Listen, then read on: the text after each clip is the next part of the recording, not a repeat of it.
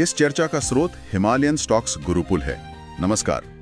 Himalayan stocks Gurukul को subscribe, like और share करें। नमस्कार। आज हम आरबीआई की जो हालिया मौद्रिक नीति समिति मतलब एमपीसी की घोषणा हुई है, उस पर थोड़ी गहराई से बात करेंगे। हाँ, और भारतीय अर्थव्यवस्था पर इसका क्या असर हो सकता है, ये समझने की कोशिश करेंगे। बिल्कुल।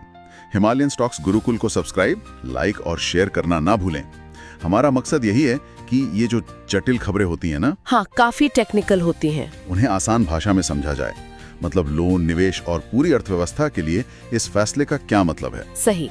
हिमालयन स्टॉक्स गुरुकुल आपके लिए यही आसान बनाता है। तो सबसे अहम बात, आरबीआई ने रेपो रेट वो 5% पर ही रखा है। जी, कोई बदलाव नहीं। और ये लगातार दूसरी बार है। हाँ, मतलब स्थिरता। हाँ, कह सकते हैं। पॉलिसी का रुख भी न्यूट्रल ही है। हालांकि समिति में थोड़ी अलग राय थी इस बार। अच्छा। हाँ, 2 सदस्यों ने समायोजनकारी मतलब अकोमोडेटिव रुख के पक्ष में वोट दिया।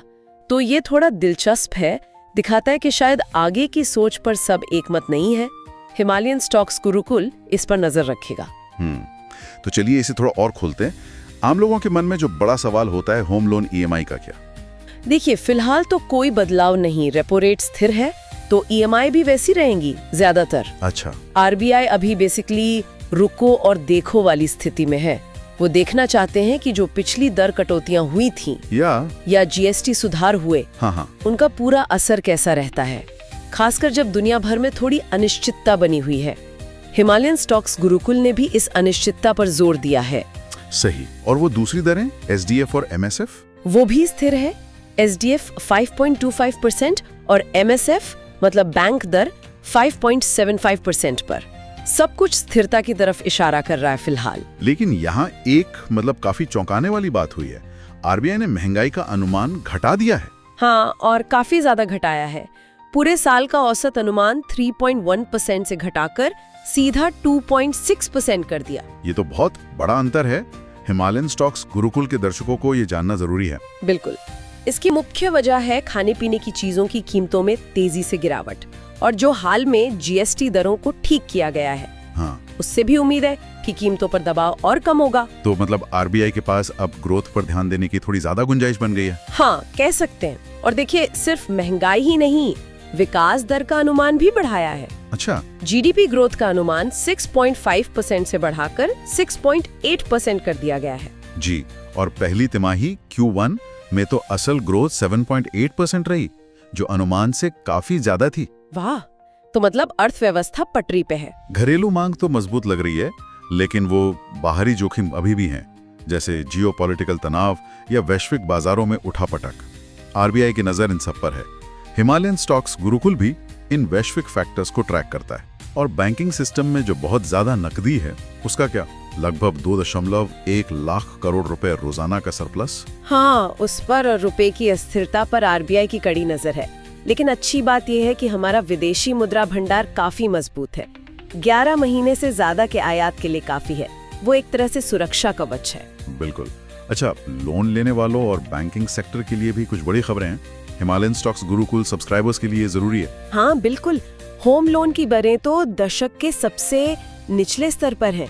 कुछ बैंक 7.35% से शुरू कर रहे हैं। और कुछ बैंक जैसे bank of Maharashtra processing fees भी नहीं ले रहे हैं। हाँ, और जो मौजूदा उधारकर्ता हैं, वो अगर रेपो लिंक लोन में स्विच करते हैं तो काफी बचत कर सकते हैं, लाखों की बचत। ये तो बड़ी बात है। और वो आईपीओ फाइनेंसिंग वाला क्या है? हाँ, आईपीओ में निवेश के लिए जो फाइनेंसिंग मिलती थी, उसकी सीमा 10 लाख से बढ़ाकर 25 लाख कर दी गई है। सीधा 2.5 गुना। गुरुकुल ये जानकारी जरूर शेयर करेगा। बिल्कुल। इसके अलावा बैंकों को कंपनियों के अधिग्रहण मतलब एक्विजिशंस को फाइनेंस करने की इजाजत देने के लिए एक फ्रेमवर्क बनाया जाएगा। अच्छा, और वो बड़ी कंपनियों के लोन वाले नियम? हाँ, वो 2016 के कुछ सख्त नियम थे। 10,000 करोड़ रुपए से ज्यादा टर्नओवर वाली कंपनियों को लोन देने पर उन्हें हटा दिया गया है। तो बड़ी कंपनियों के लिए लोन लेना अब आसान हो सकता है। रेगुलेशन के मोर्चे पर भी काफी कुछ हो रहा है लगता है। हाँ, कई अहम बदलाव प्रस्तावित है, जैसे नए शहरी सहकारी बैंक यूसीबीज के लाइसेंस पर फिर से विचार होगा।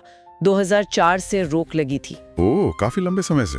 जी, और डिपॉजिट इंश्योरेंस का प्रीमियम जो अभी सबके लिए एक जैसा है, उसे शायद बैंक के रिस्क के हिसाब से तय किया जाएगा। मतलब जो बैंक ज्यादा रिस्की उसका प्रीमियम ज्यादा। इसका हिसाब किताब वो 1 अप्रैल 2027 से लागू करने का प्लान है।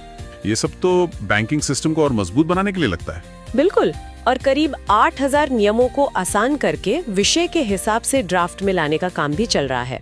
हिमालयन स्टॉक्स गुरुकुल इन रेगुलेटरी बदलावों पर भी अपडेट देता रहेगा। तो कुल मिलाकर इन सब का निचोड़ क्या निकल रहा है? बाजार ने कैसे रिएक्ट किया? बाजार ने तो इस ठहराव को ठीक ही लिया है। 10 साल के बॉन्ड की यील्ड गिरी है घोषणा के बाद। लेकिन वो मैन्युफैक्चरिंग पीएमआई का आंकड़ा थोड़ा नीचे आया है ना? हाँ, सितंबर में थोड़ा धीमा होकर 57.7 पर आया। हल्की सुस्ती का संकेत है, पर अभी भी मजबूत दायरे में है। तो आगे क्या उम्मीद करें? क्या दरें कम होंगी? देखिए, विश्लेषक तो यही मान रहे हैं कि ये ठहराव और खासकर महंगाई का अनुमान इतना कम होना, ये इशारा है कि भविष्य में शायद 2025 में दरों में कटौती हो सकती है। आरबीआई साफ तौर पर स्थिरता और विकास के बीच संतुलन साधने की कोशिश कर रहा है, वैश्विक जोखिमों पर नजर रखते हुए। हिमालयन स्टॉक्स गुरुकुल से जुड़े रहें अपडेट्स के लिए। सही है। तो अंत में सोचने के लिए एक बात छोड़ जाते हैं। आरबीआई ने ब्याज दरों पर तो अभी ब्रेक लगाया है, ठीक है, लेकिन बैंकिंग, फाइनेंसिंग, रेगुलेशन, इन सब में बड़े बदलावों की नींव रखी जा रही है। ये सोचना जरूरी है कि ये जो संरचनात्मक बदलाव हो रहे हैं, इनका आगे चलकर हमारी व्यक्तिगत बचत, निवेश, लोन, इन सब पर कैसा और कितना गहरा असर पड़ेगा। बिल्कुल सोचने वाली बात है। इस विश्लेषण का स्रोत हिमालयन स्टॉक्स गुरुकुल था। हिमालयन स्टॉक्स गुरुकुल को सब्सक्राइब, लाइक और शेयर करना ना भूलें।